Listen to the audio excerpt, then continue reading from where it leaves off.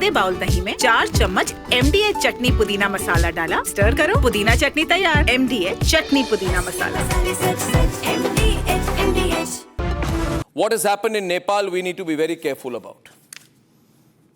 I called it out first that it is not protest that's happening in Nepal, it is a deep state conspiracy. There is more than meets the eye. And now we have the admission.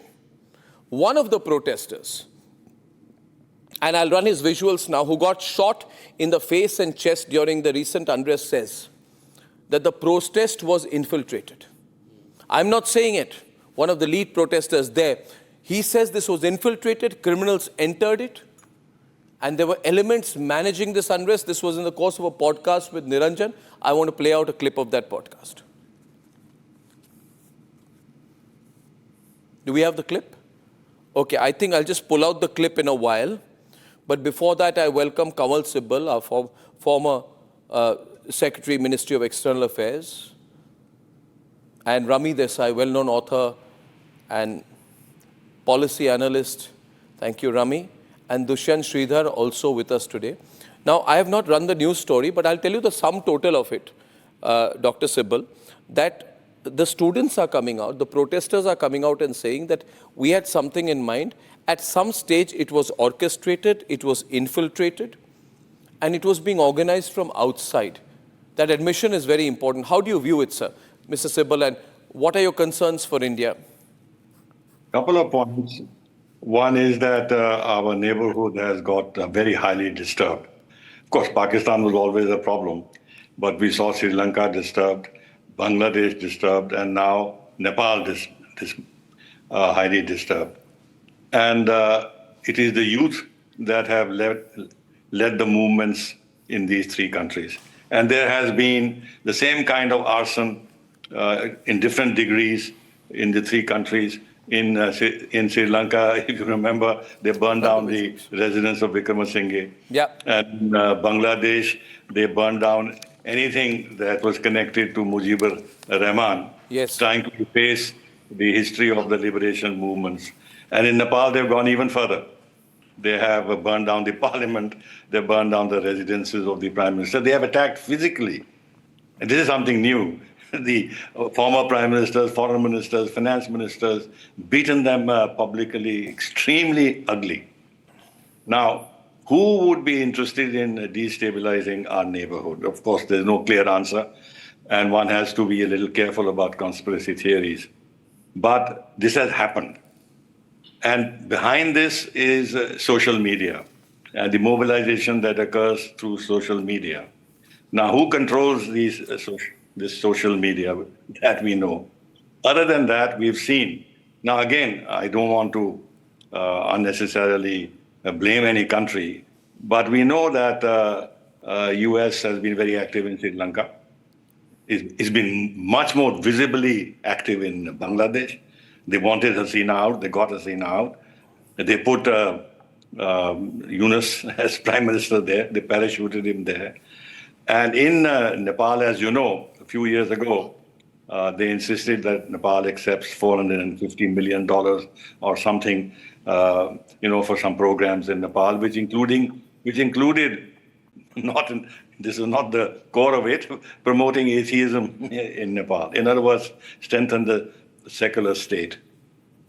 So all this perhaps was being done by lobbies. I don't necessarily mean the US government, but lobbies in the democracy promotion lobbies in the United States organizations who may be trying to inculcate in the society certain views and thinking, political and social, which then creates an atmosphere in which these things can erupt, especially if the governance is poor, is corrupt. But it's been happening in India also, Mr. Sibbal. Sorry to interrupt. In Nepal, in 2022, Samantha Paz, who's known for regime change, she was the then administrator of USAID. She commits $60 million, not a small amount.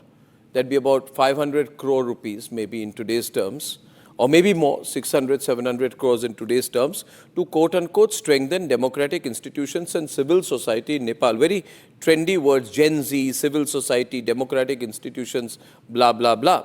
Now, in India also, Rami, after Narendra Modi's third term was, the elections in which the BJP got a reduced majority, the US Embassy organized paid events where certain YouTubers and influencers were called to carry out and their sponsorships. Money has been given to Indian journalists, people who run websites and YouTubes. Lots of thousands of US dollars are given to sort of strengthen democratic institutions. How do we know the same attempts are not being made here in India? And how do we de-link the money spent by US aid towards things like what they call strengthening inclusive democracy, another 20 million, supporting civil society and media, ambiguous investment 18.5 million, big money bolstering local elections? These are all direct interference, and it's happening here in India as well. So what are your thoughts, Rami?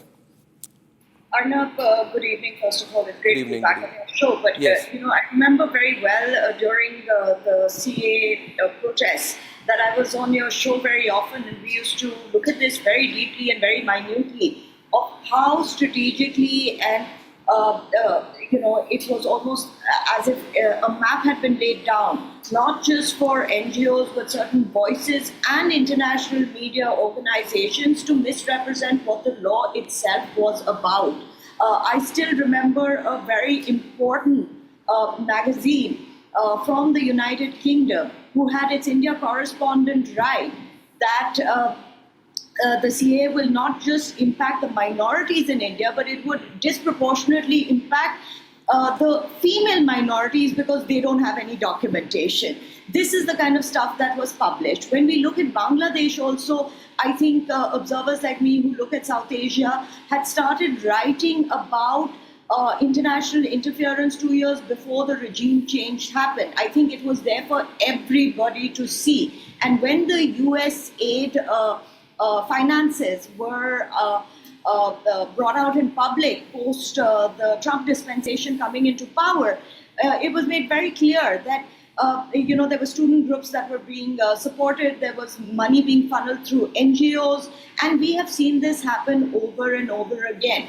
This is just Bangladesh, that is just CAA, but even if you look at Myanmar, US aid was funding the resistance, the NUG, the National Unity Government in Exile, wherein it has not much to do with a country so far away from its geographical location or imagination. So we have to sort of accept that, whether this is a lobby or you want to call it a group of people or you want to call it corporations, but there is a concerted effort to have influence in countries that they may have certain vested interests in.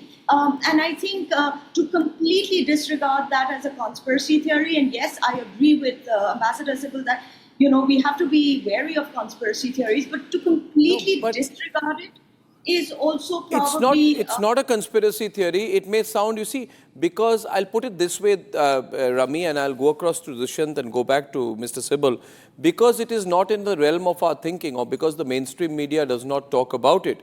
We sometimes say these things are conspiracy theories. However, you are an expert on the Northeast. The idea of a Christian cookie land is very real.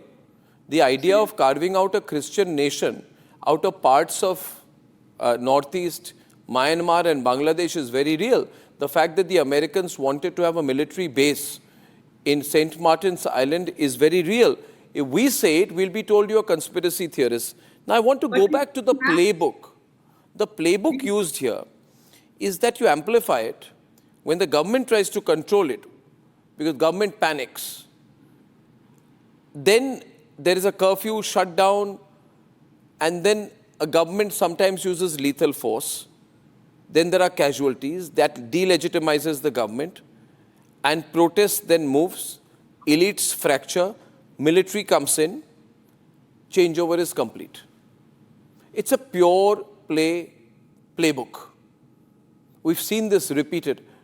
Your thoughts, Dushyant, because now the students are saying, we don't know who took over. We started it, but we don't know who took over. Namaskaram, Arnab, and namaskaram to all my fellow panelists. I heard them very carefully. I would just like to pick my points from the place where Sibbal ji left. Now that we are living in a very strong social media era, yes, I completely trust my government, both at this and all these states, with a very robust mechanism. Probably that should be done on war footing.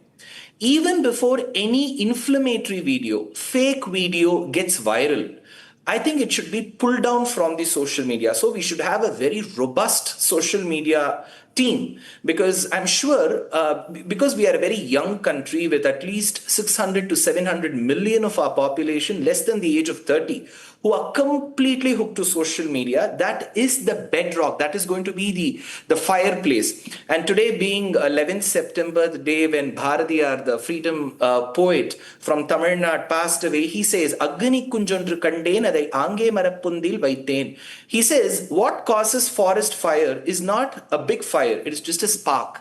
So it's very important that we take note of it. And one more point, Arnab, we have three things that can always cause unrest. One is religion, second is caste, third is language. We have had some tussles in the last few years with respect to either religion or language or caste. So we should be very vigilant that foreign elements do not play their hands with these three portions. And last of all, Arnab, being a person who reads the scriptures of Sanatana Dharma, two instances, one in the Ramayana where Hanuman burns Lanka, because we saw what happened in Sri Lanka. But Hanuman, when he burned, he ensured that he did not trouble the aged, the pregnant, the women, and the couples. But when we look at the unrest that's happening across the neighborhood countries, it is not a dharmic fire. It seems to target even the civilians, and it does cause unrest amongst the commoners as well.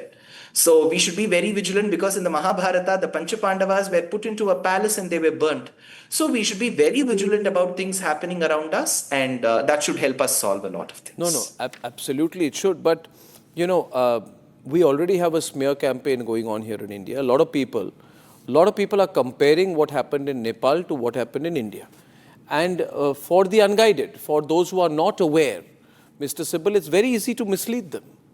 People who are not aware, I would add one thing, and I want Mr. Sibal to come in on it, because he's a man with great experience in government. Mr. Sibal, Dushyant mentioned three things of division: religion, caste, and language. To that, would it not be also necessary to use the element of doubt, where you begin to disbelieve your country's institutions? You begin to have doubt in the country's institutions, which can then be instigated through a social media campaign. And secondly, in your years of experience in diplomacy working with foreign governments, what about the use of covert agencies to execute these matters? Doesn't it become easier than what this is? Yeah, please. Yes, of course. The covert agencies are very active in India. The point is that, fortunately for us, we are a very, very big country. And it's very, very difficult to have a unified revolution of sorts, or agitation, street agitation, which would have all India dimension, which will then bring down the government. It's impossible in our country. But Rahul Gandhi keeps talking about starting a fire. He says the fire will spread. The fire will be localized. In India's case, you mentioned Manipur and all that. Those are very vulnerable places, and we know that there is foreign interference there. You would recall what the previous U.S. ambassador was saying. He was offering to help us in Manipur, which is absolutely ridiculous. In an internal matter of a sovereign country, a foreign ambassador offers help to resolve an internal issue. It was ridiculous. But fortunately, as I said, we are very big. And then, we have opposition parties which are ruling so many states in India. We have elections all the time in various states where the ruling party, the BJP, has to prove its mettle and win the elections. So there is actually a democratic process which is continuing all the time in our country. And then, of course, we have very strong social welfare programs. I don't think they when you use students as cannon fodder, control over the social media. No, The easiest way, because it is absolutely imperative that we have strong control over social media, which we don't have. And but if you have strong control over social media, you will be told you are non-democratic. So, Rami, how does one deal with that? Arnab, I have to say this, there might be some similarities, but there are many, many differences between what's happening in Nepal and India. But the fact of the matter is, as you have pointed out, that young impressionable minds more often than not are used to complete certain agendas. And, this legitimizing of protests that turn into anarchy, that dissent, it's okay for dissent to turn into anarchy, is a very, very dangerous precedent to set for any society.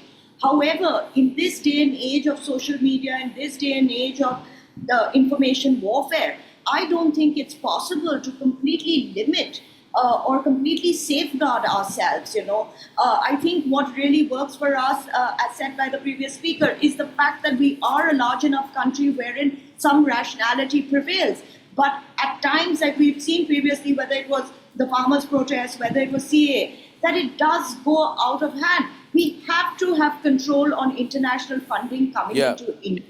I think to a large extent that has been done via the FCR becoming more stringent. I also have to look for individuals. In Manipur, Arnab, you know very well, there were international elements that were found on ground actively inciting. Manipur, Rami, the media, the international media reached Churachangpur, I think a day before the incident actually happened. It almost as if they had advanced knowledge. My last quick word, sorry to intervene from Dushyant. Dushyant, what about this whole phrase that is oft repeated? America has told the whole world, democratic backsliding. Narendra Modi gets elected, democratic backsliding. Yogi Adityanath gets elected chief minister, democratic backsliding. Unless their own government is in place, it's democratic backsliding. So, they've used this word in Bangladesh to delegitimize the process, and now Congress is doing the same thing here. Arnab, this is just my reaction to it. If I don't like a person, even if the person is democratically elected, I will still I'll still call the process bad. I will say the system is rotten. That is true of any so-called liberal these days. True. So that's a playbook that is being played across countries, and they will surely raise doubts on. They will try to. Function. Yeah, they will try to. They will try to, and we have to be very. I believe that when I come back at 9 o'clock, I'll tell you why, viewers. I genuinely believe that the forces are out. The dangerous YouTubers are getting excited thinking that Nepal will happen in India. We must be watchful of them and take them on through every legal means that we have when I'm back. Time for a quick breather. Arnab will be right back with the debate. ये है secret recipe MDH का जीरा SIP जल जीरा मसाला। SIP SIP जीरा SIP MDH का जल जीरा सिप MDH का जल जीरा सिप।